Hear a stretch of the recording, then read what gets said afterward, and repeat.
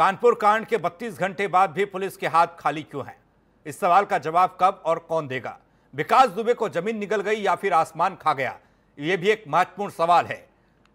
कहीं मुठभेड़ से पहले ही विकास दुबे फरार तो नहीं हो गया था? इसकी जानकारी भी अभी तक निकल कर नहीं आई है। विकास दुबे मुठभेड़ के बाद भाग निकला तो पुलिस की नाकेबंदी का क्या फायदा हुआ? कहीं विकास दुबे नेपाल भागने में कामयाब तो नहीं हो गया?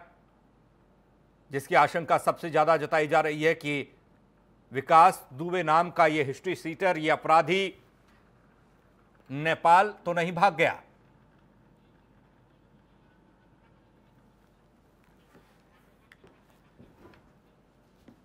विकास दुबे मुठभेड़ के बाद भाग निकला तो पुलिस की नाकेबंदी किस काम की? यह महत्वपूर्ण सवाल है। गगन मिश्रा जुड़ रहे हैं हमारे साथ, हमारे सहयोगी लखनऊ से। इस वक्त गगन के पास सीधे हम चल रहे हैं। गगन, 32 घंटे का वक्त और विकास दुबे नाम की चिड़िया कहां उड़ गई पता नहीं। देखिए बिल्कुल पंकज, ये हाल तब है जब विकास दुबे ने उत्तर प्रदेश पुलिस के 8 जवानों को शहीद किया है और साफ तौर पे ये पुलिस की विफलता का सबूत है कि 32 घंटे बीत चुके हैं, अभी तक विकास दुबे का एक भी सबूत उत्तर प्रदेश पुलिस को नहीं मिल सका है। और ये हालात तब हैं जब लखनऊ से लेकर फर्रुखाबाद, कन्नौज से लेकर कानपुर देहात और कानपुर की पुलिस विकास दुबे को ढूंढ रही है। 22 टीमें लगाई गई हैं, एसटीएफ डेरा डाले हुआ है, एटीएस की सहायता ली जा रही है, लखनऊ जो साइबर सेल है वो लगा हुआ है, कानपुर साइबर सेल लगा हुआ है, यानी कि तमाम जो पुलिस अमला है वो विकास दुबे को ढूंढने में लगा है। और अभी तक विकास दुबे के पूरे मामले में सिर्फ कल 2 एनकाउंटर किए गए हैं और यहाँ पर लखनऊ में जो उनकी भाभी हैं उनकी रिवॉल्वर केवल जब्त की गई है, उसके अलावा अभी तक कोई भी अपडेट नहीं हो पाया है। यानी कि 32 घंटे बाद पुलिस क्या कर रही है समझ नहीं आ रहा है, क्योंकि कानपुर से नेपाल भागने का रास्ता या तो फिर वो लखनऊ होकर आएगा, बिहार होके आएगा, या फिर उसको लखीमपुर या बहराइच जाना पड़ेगा, तभी वो नेपाल भाग सकता है। यानी कि वो पूरी जो सीमाएं सील करने का दावा किया गया था यूपी पुलिस के द्वारा वो विफल हो रही है। अगर सीमाएं सील थी तो विकास दुबे बाहर कैसे जाएगा? क्योंकि विकास दुबे ने इतना पूरा बड़ा हत्याकांड रचने से पहले कोई अपना जरूर एक प्लान बनाया होगा जिसके तहत वो भागा है। अगर भागा है तो वो नेपाल कैसे भागा? और दूसरी बात, अगर वो कानपुर या कानपुर के आसपास किसी जिले में छुपा है तो आखिरकार पुलिस का खुफिया तंत्र क्या कर रहा है उसको अभी तक क्यों नहीं पता चल पाया है कि विकास दुबे कहाँ है।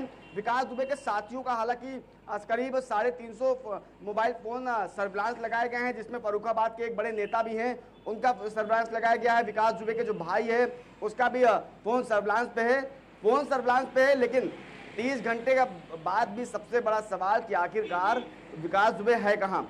दूसरी बात पंकज, जिस तरह से अब परतें खुल रही हैं थोड़ी बहुत पुलिस की शुरुआती जांच में कि जो विभाग सबसे बड़ी शक की सुई पुलिस विभाग के ही अंदर कोई ऐसा व्यक्ति था जिसने विकास दुबे को ये पूरी खबर दी कि पुलिस आपके यहाँ दबिश करने आ रही है। तो वो पुलिसकर्मी कौन है अभी तक हालांकि उसका नाम नहीं आया, लेकिन चौबेपुर के जो एसओ हैं विनय तिवारी, उनसे कल गहन पूछताछ की गई है। चौबेपुर के जो जितना भी पुलिस में वहां पर तैनात है, चाहे वो एसओ हो या फिर सिपाही हो, हर व्यक्ति के फोन सर्विलांस लगाए गए हैं, सबसे बातचीत चल रही है, सबकी सीडीआर निकाली जा रही है।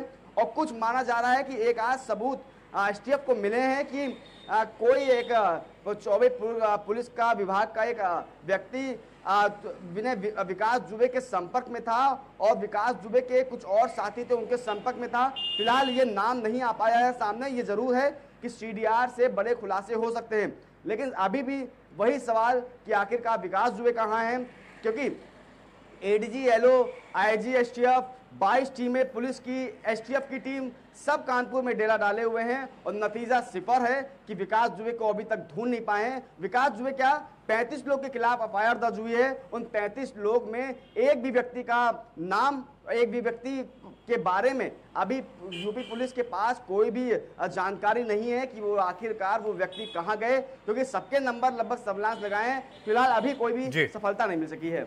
गगन, सफलता नहीं मिल पाई है, क्या इस बात को कर सकते हैं या कह सकते हैं, इस पर सवाल हो सकता है कि जो जिस कांड को अंजाम दिया गया विकास दुबे के घर में, उस कांड से पहले ही विकास दुबे निकल चुका था या उसके जस्ट बाद निकल चुका था, वहां था या फिर नहीं, इस बात की भी पुख्ता जानकारी नहीं है। देखिए, बिल्कुल इस पहलू में भी एसटीएफ जांच कर रही है कि शायद ये संभव है कि विकास दुबे ने अपना पूरा प्लान करके रखा हो कि जो उसके साथी होंगे वो उसको कवर देंगे और कवर के ही चलते इतनी गोलीबारी हुई जिसमें 8 पुलिसकर्मी शहीद हुए हैं, करीब 4 पुलिसकर्मी घायल हुए हैं। तो शायद विकास दुबे ने अपने साथियों से कवर करने को कहा हो और स्वयं निकल गया हो बाहर, क्योंकि पहले शुरुआती बात ये आई थी कि जो सीओ हैं उनको गोली मारने वाला विकास दुबे ही था, लेकिन अब जो कुछ चीजें सामने आ रही हैं कि विकास दुबे शायद पहले ही निकल गया, इसीलिए पूरी तैयारी करके रखी गई थी कि जेसीबी लगा दी गई, वहां पे सब छत पे बैठे हुए थे और हाथ लगाए हुए बैठे थे कि जैसे ही पुलिस आएगी हम गोलियां बरसाना शुरू कर देंगे।